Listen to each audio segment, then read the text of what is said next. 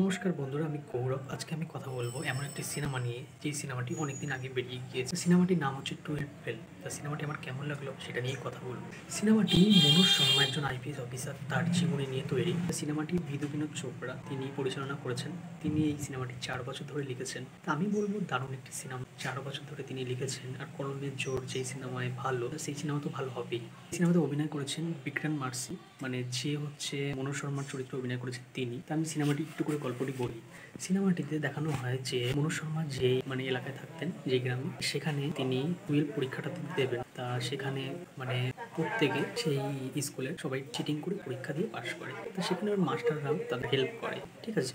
তা সেখানে একটি আইপিএস গিয়ে সেই মাস্টারটিকে ধরে নিয়ে যায়। তা সেই বছর তারা প্রত্যেকে ফেল করে, পরীক্ষা দিতে পারেনি তার জন্য। সেখান থেকে সিনেমাটির নাম 12 ফেল, ঠিক আছে। তা সেখানে মানে ছেলেটি সেই আইপিএসকে দেখে খুব ইন্সপায়ার হয়।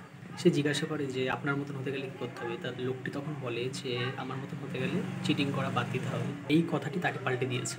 মানে হয় না, কিছু কিছু কথা থাকে মানুষকে পাল্টে দেয়, সেরকম। তার পরের বছর মানে সে নিজে পড়ে পরীক্ষা দেয়, আর সেখানে থাকা অনেকেই চিটিং করে তার থেকে বেশি নাম্বার পায়, কিন্তু সে মনে করে সে অল্প পড়লেও সে যেই নাম্বারটা পেয়েছে সে তাতেই খুশি। তো সেখান থেকে আস্তে আস্তে তার পড়ার দিকে আগ্রহ জন্মায়। সে ঠিক করে সে বাইরে গিয়ে পড়াশোনা করবে চাকরির জন্য। তো তখন তার দিদার জমানো কিছু টাকা তাকে দেয়। সেই বাসে তার ব্যাগটা চুরি হয়ে যায়। তো সে তখন অসহায় হয়ে পড়ে। সেখানে 3 দিন টানা সে কিছু খায় না, দোকানে গিয়ে কিছু খাবার চায়। তো সেখান থেকেই কিছু বন্ধুর সাথে পরিচয় হয়। এইবার এই সিনেমাটি শুধু তার না, মনোজ শর্মা একটা ইন্টারভিউতে বলেছেন, তিনি নিজে বলেছেন যে এই সিনেমাটি কিন্তু শুধু তার সিনেমা নয়, তার গল্প নয়। কারণ তিনি যে আইপিএস অফিসার হতে পেরেছেন, তার পাশে তার স্যার, তার বন্ধু-বান্ধব প্রত্যেকে রয়েছে। আমরা বলি না যে অনেক ক্ষেত্রে যে ছোটবেলার বন্ধু মানেই হচ্ছে খুব ভালো বন্ধু। আমাদের জীবনের কিছু কিছু বন্ধু থাকে যারা হয়তো ছোটবেলার বন্ধু হয় না, কিন্তু তারা কয়েকদিন এসেই আমাদের মনে জায়গা করে নেয়, বা তারা এত হেল্প করে, মানে তারা মানে সত্যি মানে এরকম কিছু কিছু বন্ধু থাকে। তো সেরকমই মনোজ শর্মার কিছু বন্ধু থাকবে, তারা সত্যি মানে এই সিনেমাটি দেখলে তোমরা বুঝতে পারবে সেই বন্ধুগুলো কতটা ভালো বা কতটা হেল্প করেছে, ঠিক আছে। অনেক দুঃখ আছে, মানে সিনেমাটি শুধুই মনোজ শর্মার গল্প নিয়ে নয়, তাছাড়া তাদের প্রত্যেকটা বন্ধু, প্রত্যেকটা মানুষজন, প্রত্যেকের মানে দুঃখ কষ্ট এইসব নিয়েই সিনেমা। তা আমি বলবো যে তোমরা যারা উচ্চ মাধ্যমিক মানে পড়াশোনা করছো, মাধ্যমিক দিচ্ছ, উচ্চ মাধ্যমিক দিচ্ছ, বা আমাদের বয়সে আমরা নিজেদেরকেই বলছি, আমরা প্রত্যেকে মানে যে এই সিনেমাটি আমাদের ইন্সপিরেশন, ঠিক আছে। এই সিনেমাটি খুব দারুণ, অনেক কিছু শেখার আছে, আমার খুব ভালো লেগেছে। আর আমি এটা বলতে পারি 2023-এর এই সিনেমাটি মানে সেরা সিনেমা, ঠিক আছে। এটা খুব সুন্দর একটি গল্পের সিনেমা। আর আমি এটা বলবো যে তোমরা যারা মানে সিনেমাটি দেখেছো তারা কমেন্টে জানিও যে তোমাদের কেমন লেগেছে। সিনেমাটিতে একটি সিন আছে, মানে বিক্রান্ত মাসি মনোজ শর্মা চরিত্রে, তা একটা সিন আছে, তিনি প্রথমে যখন দিল্লিতে পড়তে যায় সেখানে, তা সেখানে তো সে তার কাছে কোনো টাকা নেই, তা সে বাথরুম পরিষ্কার করতো, পায়খানা পরিষ্কার করতো, এরকম কাজ করতো। এটা কিন্তু সত্যি। তারপরে সে আটা কলে কাজ করতো। সেখানে আটা কলে থেকে তার গায়ে নোংরা আটা ফাটা মাখা, মানে আটা কলে যারা কাজ করে তো ধুলো হয় তো, মানে আটার, ঠিক আছে, গম ভাঙায় যেখানে, তো সেখানে থেকে সে পড়াশোনা করে সেই বছর সে ফেল করে। তা এরকম মানে মানে সে কিন্তু মানে একেবারে সে আইপিএস অফিসার হয়ে যায়নি।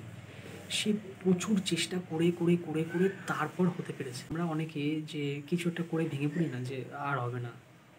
আমি এটা বলবো যে যাদের বাবার অনেক টাকা আছে, বা যারা অনেক বড় ঘরের ছেলে মেয়ে, তারা না অল্পতে ভেঙে যায় বা ভাবে আমার বাবার তো এই আছে, বা তারা না অনেক কিছু থাকা সত্ত্বেও তারা ভাবে তাদের কিছুই নেই। এই সিনেমাটি দেখো, মনোজ শর্মার কীরকম অবস্থা ছিল, সেখানে তোমাদের অনেক আছে। মানে আমি নিজের কথা বলছি, মানে আমি খুব একটি বড়লোক ঘরের ছেলে নই। আমি তো এই সিনেমাটি খুব মানে আমার খুব ভালো লেগেছে এর জন্য। আমি এটাই বলবো যে প্রত্যেকে সিনেমাটি দেখো, ঠিক আছে। মানে সত্যি খুব মানে ভালো লাগে এরকম সিনেমা হোক। আর আমি এটা চাই যে বিক্রান্ত মাসি যেন এই সিনেমার জন্য সেরা অভিনেতার পুরস্কার পান। আমার তো মনে হয় পাবে, কারণ তিনি যা অভিনয় করেছে। একটি সিন আছে, সে যখন চাকরিটা পেয়ে যাবে তখন তার অভিনয়, তার চোখ দিয়ে যে যখন জলটা বেরাবে, মানে সে না মানে হট করে যখন বসে পড়বে, মানে দারুণ, তার অভিনয় সত্যি দারুণ। তা সে যখন বাড়িতে জানাবে সে এই চাকরিটি পেয়েছে, তার মা তো মানে সেই জায়গাটাতে দুঃখ লাগে না, বাড়িতে যখন জানাবে কত বছর পর যে সে চাকরি পেয়েছে, তো আমি এটাই বলবো, সিনেমাটি খুব ভালো লেগেছে। তোমরা যারা সিনেমাটি দেখেছো তারা কমেন্টে জানাও কেমন লেগেছে, এটাই বলবো। আর ভিডিওটি যদি ভালো লাগে তাহলে লাইক, শেয়ার অ্যান্ড সাবস্ক্রাইব করবে। হ্যাঁ, ভালো করে সাবস্ক্রাইব করো, নতুন চ্যানেল, আমি এরকমই রিভিউ করব, ঠিক আছে? একটু কমেডিভাবে করব, ঠিক আছে? তোমাদের যেন ভালো লাগে সেরকমভাবেই। তাহলে দেখা হচ্ছে পরের video. Tata. Never thought I'd believe in miracles. You made me realize that you're